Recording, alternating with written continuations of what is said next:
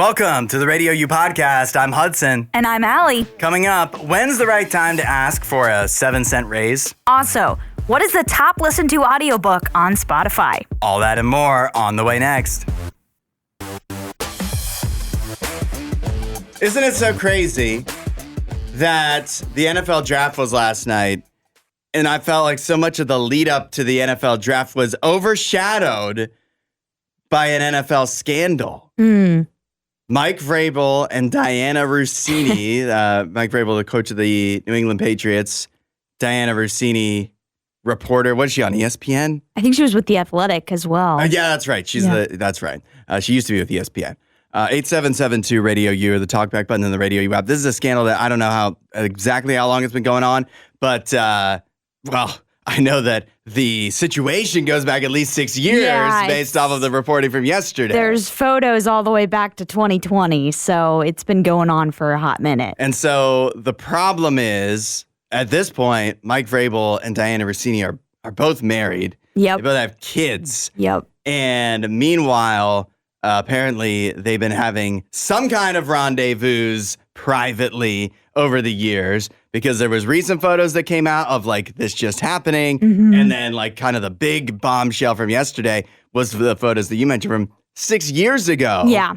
Where that's going way back. I think at that point that was before at least one of them was married though. So not that they weren't together with the person that they're with now. So very odd situation. Crazy that you would get married after being involved in this. Yes, like, while what? simultaneously involved with somebody else. And here's what's crazy to me though, Allie, is how it's not really, they're being so lukewarm about it. Yeah. Where it's not like, you caught us, and or anybody with like the Patriots or the Athletic is like, okay, this is like, we can't have this going on. Yeah. But they're also like, yeah, we know what's going on, but it's okay. Everybody's kind of trying, like the worst is Mike Vrabel. He's like, I'm going to go to counseling. I'll miss day 3 of the NFL draft. Oh my gosh. Like, if it was really important, if it's really important, then skip the first 2 days too. And if it's like not a big deal, then why go at all? Right. Or at least wait till after the draft is over. So I just don't get it.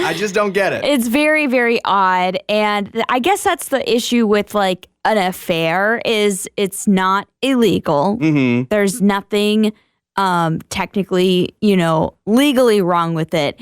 I think there's a lot of morally things, Yeah, 100%. It's completely morally bankrupt to do this. But yeah, I think that's the difference here is because there's no like legal action to happen really. It's all just kind of not swept under the rug, but kind of swept under the rug, because there's nothing really. I mean, sure, the Patriots could fire Mike Vrabel and just say, we don't want to deal with the scandal you're involved in. But there's no reason to really fire somebody for doing this. I think they're well within their rights. I think it'd be fine.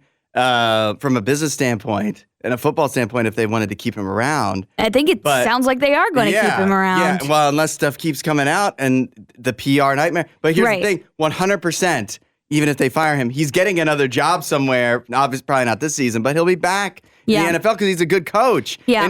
But here's the problem, is this could have been, there is actually some justification if you want to come up with it of like since this was never disclosed, it was kept secret, and it's a reporter and you're doing this all behind closed doors, and there's a lot of anecdotal examples of like, oh, how did Diana Russini just happen to know that before everybody else? Insider trading? Yeah, and so it seems really sketchy to where like, is he always putting the interest of the team first by doing this and by keeping it secret?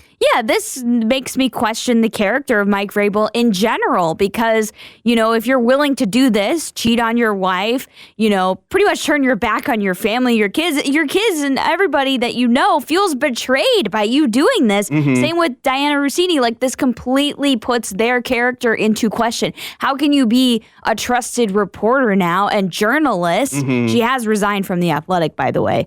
When you are involved in this scandal, of course, everything's going to be put into question of like, well, how did you get that information? Did you do something naughty to get there? That's always going to be a question now with her reporting. And that's because of her own actions. But if she's getting the scoop, then get your scoop. You know what I mean? Yeah, but I think people will question it because of what she's done, and that's just the consequence of this. I will say I haven't trusted Diana Rossini because Aaron Rodgers doesn't trust Diana Rossini. And this goes back before any of this all Maybe came he out. knew. That's what I'm thinking. He That's might what I have think known. is definitely a possibility. But I just don't like if the Patriots, I guess maybe they're just like, well, what if something more comes out? But if the Patriots just want to be like, hey, we trust Mike. Yeah. This isn't a good look, but we trust him. We think he's a good coach. He got us to the Super Bowl. Then just say that. Yeah. But like the counseling for the third day of the NFL draft, it just feels like a cop-out. Yeah. Make up your mind. Yeah, Is I it a think- problem or is it a not? I think they just want to ignore it. They just want it to go away. It's not going away. No. Got some more good news here. Another instance of TikTok giving a regular, everyday person doing something nice and going above and beyond, and it paying off for them in ways they wouldn't have expected.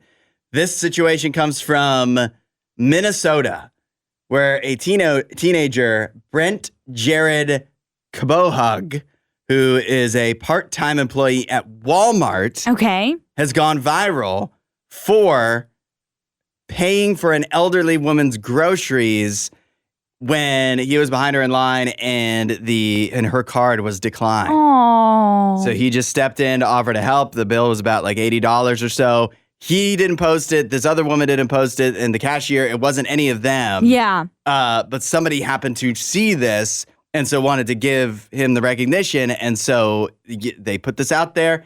And thanks to this, there's now a GoFundMe for this guy. And it looks like he's getting $12,000. Wow. Just for paying for an elderly woman's groceries, an $80 grocery bill. It just stepped in to do something nice. That's really awesome. That is super awesome. An actual, hero once again that we are seeing through TikTok. Has this ever happened to you, Allie? You know what? I've never been paid for as far as groceries or anything like that. But I remember one time I was in a drive-thru and I had just gotten my biggest tax refund ever. And there was people behind me. And so I went ahead, I was like, I'm going to pay it forward. And so I paid for mine. And then I was like, can you pay for the bill for the people behind me? Nice. And they were actually like in a convertible. And so like they like tapped their horn and like they thanked me or whatever. Nice. And I saw they put their card up. So they were paying for the people behind them. Yeah. So I was like, I hope that chain kept going for a little bit or blessed whoever it needed to be blessed that day. And so I've done that. But yeah. You know what's funny? Because like sometimes you think about the chains that start in the drive-thru, and it's like this isn't actually helping anybody because it's just hurting the person at the front of the line because they paid extra, but they chose to do that, so they're fine with it. Yeah. But it is if you switch how you think about it because everybody's just paying for somebody else, but the line has to end. And hopefully the line ends with the person who actually needed it. Yes. Because everybody else was just, I don't have to pay for mine, I pay for somebody else's. Yes. But if the person at the end of the line that breaks the chain, you could get mad at them, but you could be like, maybe they were the person that actually needed it. Exactly. I don't get mad at whoever that stops with because that's who needed it in that moment, somebody to cover their meal. Good, because I broke one of those chains. You broke it! I didn't know. I was so flustered. Aww. It wasn't because I couldn't afford. Yeah, you just didn't know what to do. Somebody had paid for mine. I don't know how long the chain was going. And I was like, okay. Thank you. And so I drove away. Yeah, there's no obligation to keep it going, but I have seen stories of I remember there was a story, I think it was down south in a Chick-fil-A. Mm-hmm. It went for hours of people paying for each other's meals. It was awesome. But then when I see that, I'm like, nobody really needed it then, I guess. But instead of viewing it that way, view it of the way of people are then inspired to give, because they could stop it. They could say, oh, thank you so much and just stop it there. But instead they've been inspired to go ahead and give, even when they didn't need to. Many people at that Chick-fil-A that weren't selfish. Yeah. Or like me and just panicked. Again, there's no obligation to keep it going. I do have one more problem with this, and that is going back to the which, by the way, you find more about this teenager. He's a teenager. He works part-time at Walmart, and it's just to put himself through nursing school and like he's helping out his family. So it's this really is nice. this is to help him do yes, that. And obviously him having $80 working part-time at McDonald's or Walmart, that's a big thing. Yes. But how about a GoFundMe for the lady that could have paid for her groceries in the first place? That's true. Can we find out her information Yeah, to help her out? She needs a GoFundMe. I would donate to that. So. But still, it's still good to see these nice things happen. It's not all doom and gloom out there. It's true.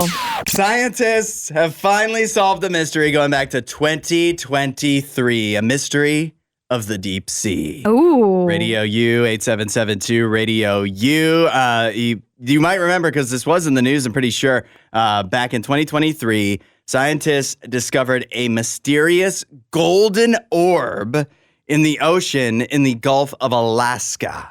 Okay. But it was mysterious because they did not know what it was. They had never seen anything like this before, and they weren't instantly able to tell what is this actual thing.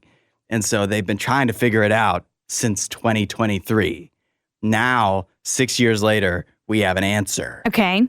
And the answer is they believe that it is, I mean, obviously there was a lot of theories, but the answer is they think it's the remnants of a rare deep sea giant anemone. Oh. So like, with anemones, they would have like think about Finding Nemo or whatever. They have like the pink wavy, usually it's pink, but they have like wavy stuff on them that like flows around in the current. But then underneath, there's like stuff underneath, right? Like the equivalent of bones or whatever, like the body. And I guess that's what this is. That's just left over. So it was a dead anemone. The other stuff had wasted away, but the golden orb was left underneath. Wow. So yeah, they had to use like an ROV, like a remotely operated vehicle, to like get this. I'm watching the video right now to get this thing. It was like fused to a rock in the water, and they had to get it out and then study it and figure out exactly what this was. But it really does look like gold, almost like melted gold. Yeah, it is. It's kind of creepy, and I do you think it's a little crazy that they discovered this in 2023 and they've been like going into work every day since trying to figure out what this was? Yeah. Like there's other scientists that are solving like actual like murders and stuff. And then these scientists get to be like, did you figure out what the orb was? No, but I guess this could have been, if it was something interesting, this could have actually been really valuable work, but instead it's just a dead anemone. Yeah. But it could have been like alien something. Yeah, right. Like you don't know. We didn't know because it was a mystery. You had to try and discover exactly what it was. I will say, do you believe, Allie, that this orb that from 2023, that it took them 3 years to figure out it was just an anemone? I mean, maybe? Like... This is what they do for a living. They look at stuff in the ocean. I'm no scientist. Anemones are pretty common. Yeah. It seems like visually you've been able to tell. I'm no scientist, but I don't know. I don't know if it would take... I guess it did take that long, I guess. Where they must have been taking a lot of vacation, maybe?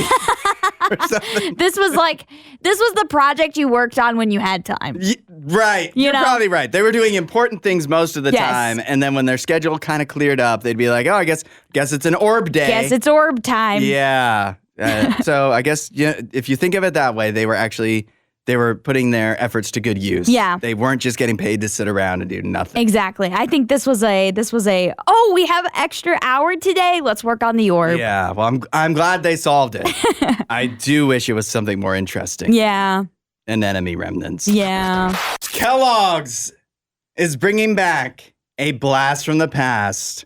8772 RadioU, the talkback button to the new RadioU app. Kelloggs is doing something that kids these days have not experienced. I think an entire generation of children have never experienced this. Okay. Until this summer, when Kellogg's brings back toys and cereal boxes. Yeah. Yeah. That is something to celebrate. Literally, Allie, like a child that's like 12 years old now, I don't think they've ever found a toy in a cereal box. That's so sad. Isn't that sad to think about? That's really sad. Has it really been that long since they removed that? I think it's been a pretty long time. It might be like 2 generations. Oh my gosh. I remember being a kid one time and finding spoons in a cereal box that glowed in the dark. You could turn them on. Yes. You could turn them on. Is that for Star Wars? I can't remember what it was for. I think it was for Star Wars. Yeah, it might have been like the 3rd Star Wars movie. They were like like lightsaber spoons. Yes, yeah. I think that's what it was for, because this probably was the time when like the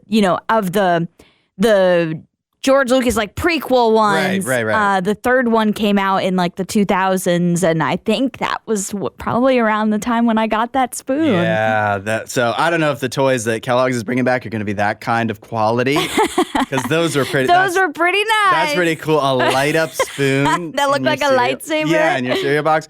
But what Kellogg's is going to do, they're partnering up to promote Toy Story 5. Okay. In theaters on June 26th. Is that right, actually? No, April 26th. Doesn't really matter. It's whatever. June 19th. June 19th. Okay, I was looking at the wrong day. Okay.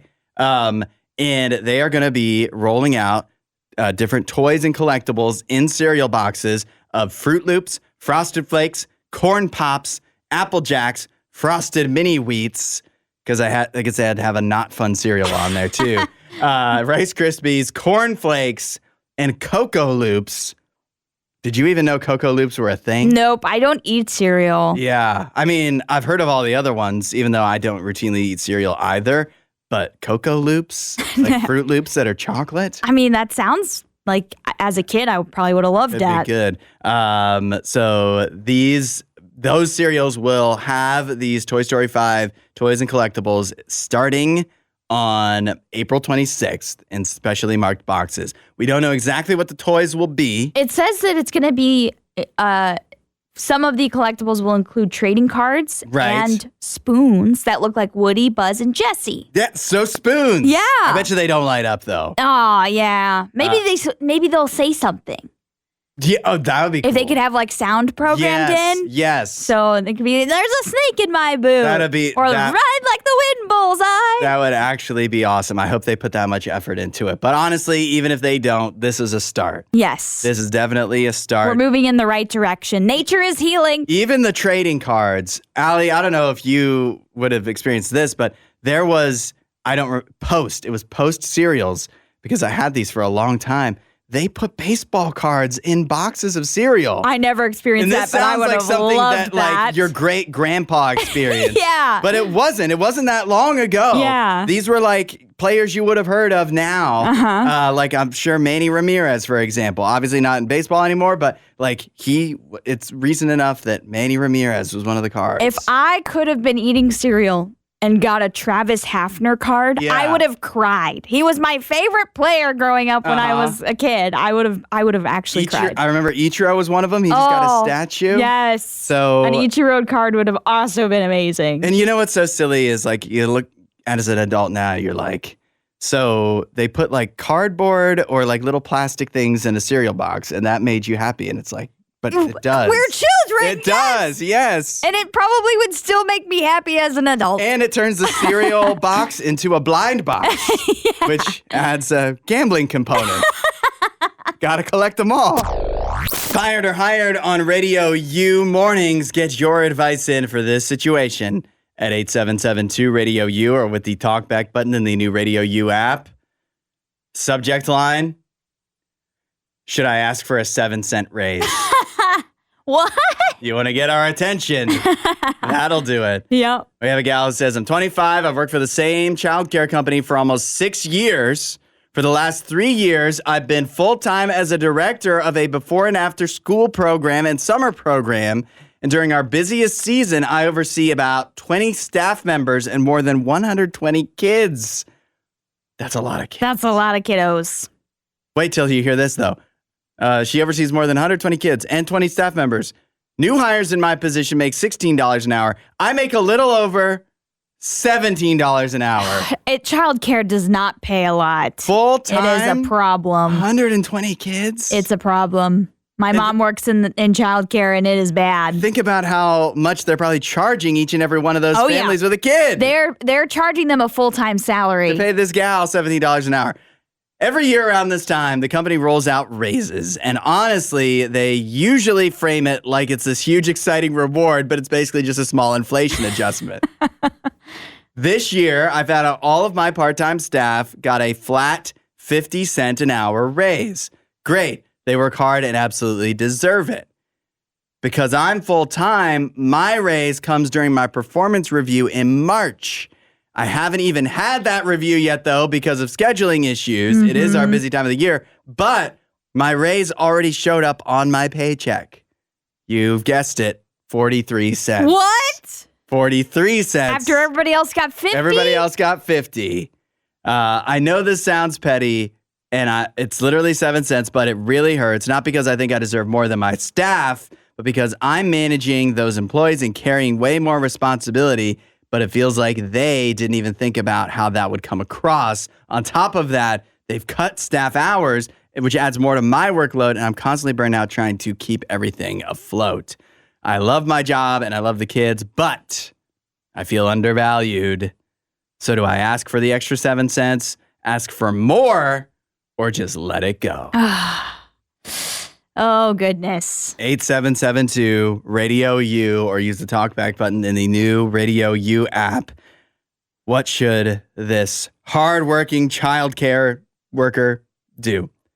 Should she get that extra 7 cents, or should she ask for more, or nothing? 8772 RadioU. Let us know your thoughts on this fired or hired situation. We'll see what people are saying.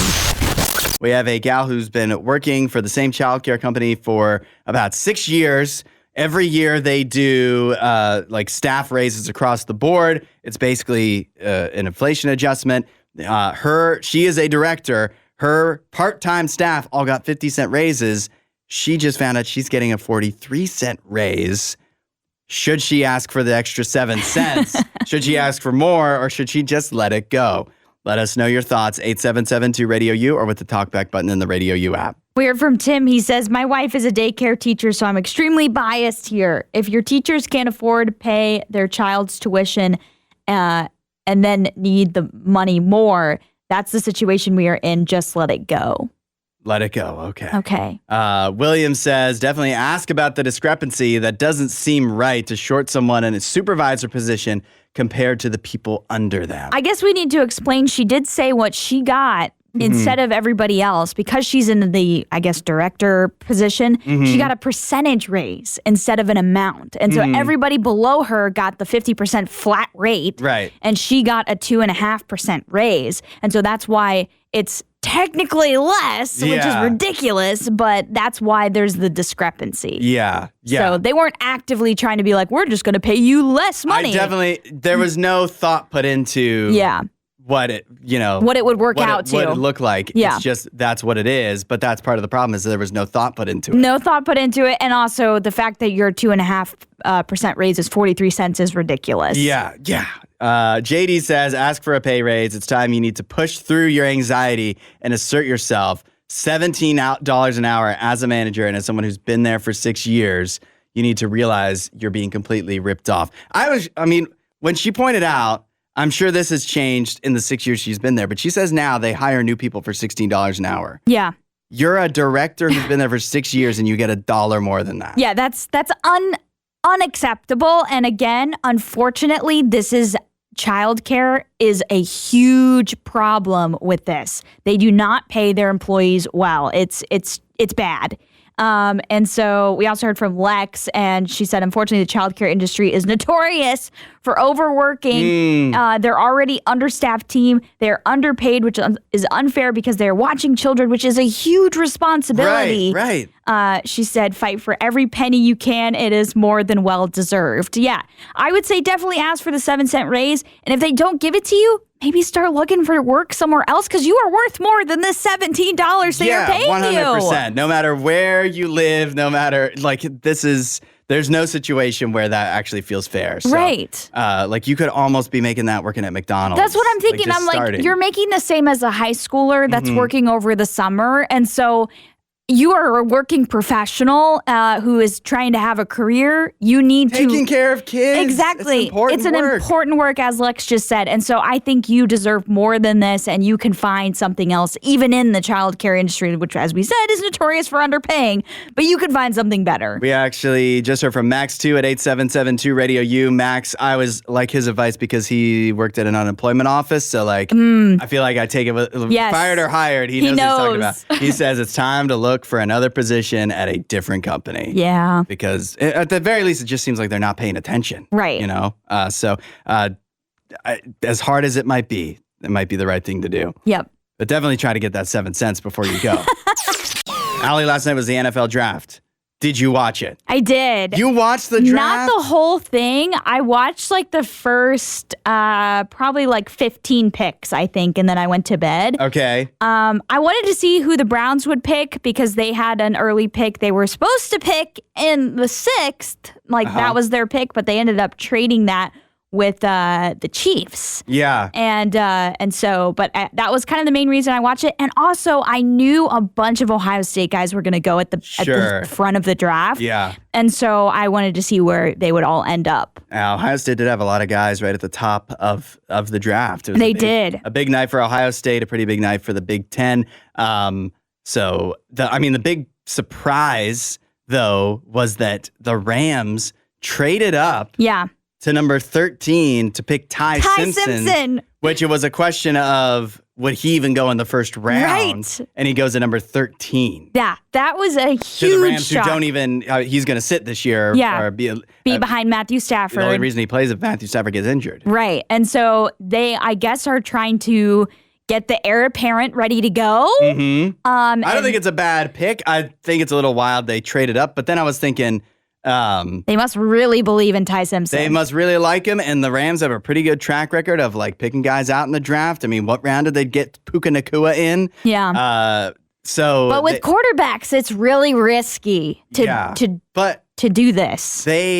What else do they need? Like, it's not like they have any other glaring holes either. Yeah. So I think if anybody can make this kind of move, it's the Rams. I trust, but still, it feels like. They must have been nervous he was going to go somewhere else. I think so, yeah. Because I feel like it was honestly a waste that they traded to actually get him. Because I don't think they were at much risk of losing him to somebody else. I wonder if it was just a situation where they could have traded up to a lower spot in the draft. Yeah. But none of those teams maybe possibly wanted to deal with that. Had a deal that they cared about. So they're just like, I guess we'll have to trade up higher than we want to. But we really want to get this guy. So I don't know. I didn't watch any of the draft last night because I can see all of what happened right here on the screen, and it takes me 5 seconds. And somebody would say, but Hudson, you watched the Sabres game last night, and you could also see who won just by waking up and looking at the screen. But here's the difference. With an actual game, you want to know the how. Yeah. How did the Sabres beat the Bruins to go up 2-1 in the playoffs? Sure. The NFL draft, there's no how. They picked a guy. They said his name on the show. But there were some surprises that were fun to see unfold in the night, like Jeremiah Love going with the 3rd pick for the Arizona Cardinals. Right. That was kind of not a shock. Like, they need him. They need some good offense. But I was surprised to see him go so soon. I was also surprised to see the Titans took Carnell Tate so soon. I know, yeah. So, see, those are... I feel like different than the Rams, the opposite of like they have so many issues. Yes. Particularly the Cardinals. They just need a good player. Yeah, but running back is where like that's the icing on the cake. That's not the thing that's going to turn you around. Exactly. That was surprising to me, especially when you had so many good defensive players that everybody predicted were going to go in the top 5, and then only one of them I think ends up, or no, Reese still went in the top 5, but Bailey and Reese were the 2 top picks that people were kind of, who's going to go first? The Jets ended up picking Bailey from Texas Tech, and then the Giants, so both New York teams, got Arvell Reese from Ohio State. And then, the Commanders end up with Sonny Styles. I thought when the Chiefs traded up, they were going to go for Sonny Styles. I was shocked they went with Delane from LSU. That was another trade that's just like, I feel like you could have traded up a few spots later and still gotten your guy. Yeah, well, I thought they were trading up because they wanted Sonny Styles. Welcome to Right Up My Alley. For today's trivia questions that I have for Hudson, we're going to be talking about runner lingo. Oh, we got some runners that love to listen. We do. They can play along at home. They'll probably get them all right. Yes, everybody can play along. If you haven't been a part of Right in My Alley, what we do is I ask Hudson 3 questions. They get progressively harder. You can text in the answers and play along. 8772 RadioU. And I'm excited about this one because actually tomorrow I'm running my first ever trail run 5K. Nice. So this is going to be interesting. Getting a little rugged.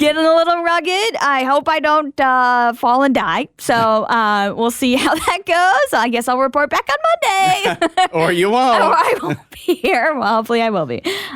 So first question for you out the gate. I think you'll be able to get this. Okay. So I mean, I have run in my life. Yeah. I think you can do this. Shoelaces. Okay. In the UK, instead of saying you hit a PR, they say you hit a PB, which stands for personal best, right? That's correct.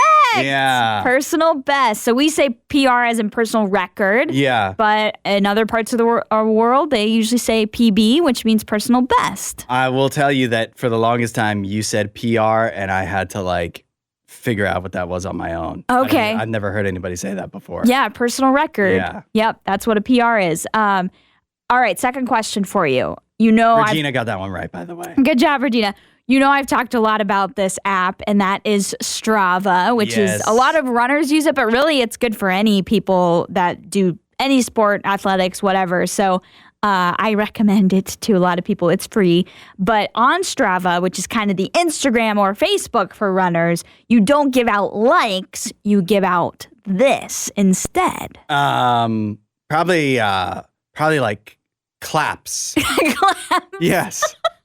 No, it's kudos. You give out kudos. Oh, okay. So oftentimes at races, particularly marathons, you'll see people with signs that say, do it for the kudos or something like that. It's because it's a Strava reference. So yeah, you give out kudos on Strava. Remember kudos bars? Whatever happened to those? I don't know if I know what those were. Were those like a granola bar? Kind of, yeah. Okay. I don't really know, but I think they were good. Yeah. I don't know. Okay. I've been around for a while. All right, final question for you. What in a race, when somebody... Regina said feet. You give feet. Yeah. When you are a runner that joins a race, you didn't register, but you decide to start running on the course and participate. What are you called? So this is an unregistered runner for an official race. Oh, probably what would be a good code word for somebody who's trying to run without actually getting the bib? Yeah. Well, because it's called a bib, I'd say the non-bibber. You're a non-bibber. We got a non-bibber in the mix. I actually really like that, but they're called bandits. Oh. You're a bandit runner if you are an unregistered runner. So the other thing I was thinking was for some reason I was thinking raccoon. A raccoon. Because they're kind of mischievous and whatever. And so raccoons are called trash bandits. So I think I was on the right track. You were on the right track. Yeah. Yes. Speaking of running. They refer to bandits. So yeah, there's some runner lingo for you today. All right. Well, that's useless knowledge, right? Because that's not going to help me at all. You did pretty good, though. 1 out of 3? Yeah. Sometimes you don't get any, so you did pretty good. Yeah, I guess so. I'll tell you what, this did not make me want to run, though. Yeah. It's not. I feel like this is true when you explain any lingo to a group, to somebody that's outside of a group. Yeah, they're like, I don't get it. You're like, kudos. And you're like, oh, that sounds silly. So. Hey, if any listeners are on Strava, let me know. You could text into 8772 RadioU. Let's add each other on there. Send Allie some kudos. I have here, for the first time ever, Spotify has put out a list of the most streamed music, audiobooks, and podcasts of all time on the platform. Wow. This is in honor of Spotify's 20-year anniversary. It's been 20 years since Spotify started streaming. Yeah. It was April of 2006. Allie, don't look at the list. I already saw the artist, but I won't look at the other parts. Okay. Yeah, fine. We'll get to the music last then. Guess a top 20 streamed audiobook or podcast. Audiobook, I'm going to go with A Court of Thorns and Roses. What the heck is that? It's very popular by Sarah J. Maas, so I would just assume that would be the top one. Who is that? She's an author, but it's a book about like fairies, like the Fae or whatever. That's the most streamed book of all time on Spotify. It was huge. It was big on like the book talk stuff. I'm going to be honest with you, like going through the rest of this list too, it does not exactly inspire a lot of confidence in our taste as humanity. If you want to look at like the most popular books right now, it's all because of book talk. These books are, I'm sorry if you like them, they're not that good. Sarah J. Maas is in the top 24 times here. A bunch of quartz. Is what she writes about. Yes. I tried, guys. I tried reading this. You know, when I was doing the 100 books last year, this was one book I had to give up on. I couldn't get into it. It was just, there was nothing happening. The most streamed book. Everybody loves it. It says it's so good. And I tried, guys. It's just not that good. Oh my gosh. Number 2 is also about like fairies and dragons and, like horses, unicorns. Is it Fourth Wing? No, it's Fellowship of the Ring. Oh, Fellowship of the Ring. Yeah, okay. So that's yeah, number 2. I guess Fourth Wing is dragons. I don't think it has. Fourth Wing was number 3. Okay. So apparently people just really like fantasy. They do. And again, it's the book talk stuff that's pushing it. Okay, now tell me a top 20 podcast of all time. That should be easier to just get one of the top 20. Although you got the number 1 book of all time. So I'm going to say in the top 20, I'll say Dak Shepard's podcast is probably up near the top. Interesting. That'd be the first you guess. Is that number 1? No, it's not number 1. Oh, okay. I'm familiar with that podcast too, but I just wouldn't have guessed that wouldn't be my first Amy guess. Poehler's podcast? What's that called? I can't remember. It was nominated for an Emmy, but I can't remember what it's called. Yeah, that's why. Or no, a Golden Globe. A Golden Globe, yeah. Is it? No, I don't know. Then number 1 is Joe Rogan, obviously. Joe Rogan. Yeah. Oh, why couldn't I think of that? And suspiciously, the RadioU podcast is not in the top 20. Yeah, so what's up actually with that, Spotify? Calls this whole list into question. All right, you've seen the music. No, I saw the artist. I didn't see the songs. So the number 1 artist streamed on Spotify was Taylor Swift. Taylor Swift, followed by Bad Bunny and Drake. Okay. Can you guess a top 20 song or album? Song, I think a lot of Ed Sheeran songs were in the top. Yes. I'm going to go with Shape of You. Or that was number 2. Okay. I know that. He was let me see. He was Is that what it's called? Shape of You? Yeah. Okay. And he was number 3 for most streamed album, the Plus Deluxe edition. Okay. Which again, does not inspire a lot of confidence in our taste as humanity. What? I love Ed Sheeran. Oh my gosh. I'm just glad that Imagine Dragons is not on those lists. But yeah, some people What's pointing the top listened to album? Bad Bunny. Oh, okay. Yeah, Bad Bunny was number 1. Starboy by The Weeknd was number 2, and then Ed Sheeran, like we mentioned. Here was the crazy thing to me is that in the most streamed songs of all time, I'll give you an example. Where was it? In the top 20, Die With a Smile by Lady Gaga and Bruno Mars. Okay. That's came out in the last year or 2. Yeah. Also, Birds of a Feather by Billie Eilish in the top 20. That song is not that good. It's not good. And it just came out too. Like it's in the there's 20 years of music. Yeah. And those songs in a year or 2 have made it into the top 20. It's crazy. Yeah, this is the thing. I feel like a lot of people go and they listen to these songs on repeat. Uh-huh. And that bumps up their numbers very quickly, but it's not like they stand the test of time. I would have thought that too, except I thought artists like BTS or like Beyonce that have those really like seemingly bigger dedicated fan bases would have that as well. Beyonce's nowhere to be found in any of the top 20. I think what happens is these songs keep getting replaced by newer songs. And because more and more people are streaming, more and more people are getting on Spotify. And so these songs keep getting replaced. Yeah, it is interesting. Shoot, Imagine Dragons is on here. I take this all back. Why do you have Imagine Dragons? It's not good. 21 Pilots is not on the list. No, they should be on the list. Sadly. Yeah.